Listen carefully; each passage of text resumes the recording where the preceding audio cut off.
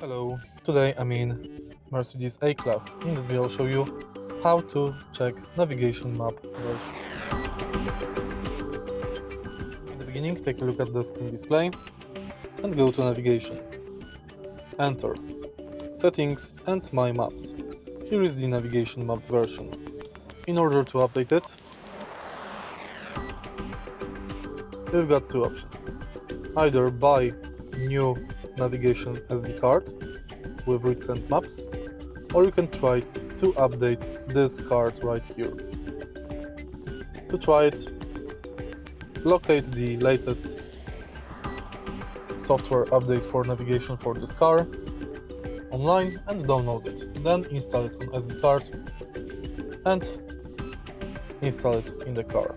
If you find this video helpful, please leave like, comment and subscribe.